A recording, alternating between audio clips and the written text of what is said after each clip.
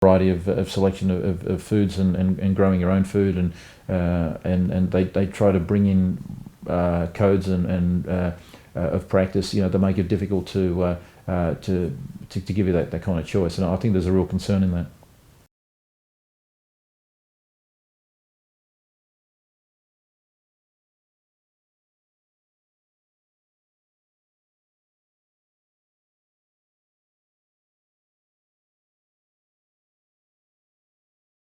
Well, in nature, the water that is abundant in a lot of the running streams is usually on the slightly alkaline side.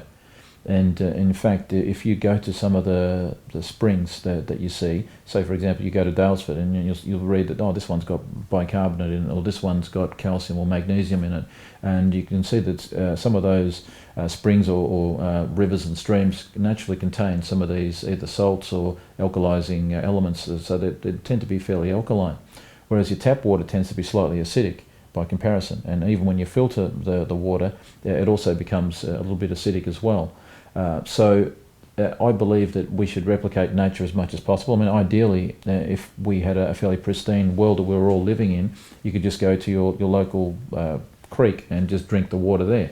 But you wouldn't want to do that, if you're living in a busy city, of course, because there's so much pollution and factories and the rest of it around. So what we do is we have big reservoirs, and we have that, and then we have to filter that in many cases because there's quite a lot of bacteria in the water. There's fluoride, there's chlorine, there's a lot of heavy metals that need to be filtered out. But you're having a water that's slightly acidic, and that's not good. So one way to address that is you can add something like sodium bicarbonate to the water. You can get a food grade version of sodium bicarbonate that you could use. You can then put a bit of sea salt in there, natural sea salt, which will enable the body to then produce sodium bicarbonate.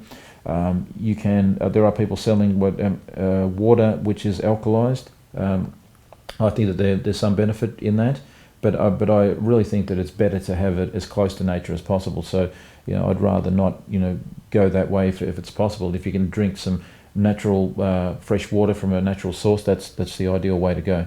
But and you'll find that water's naturally alkaline anyway.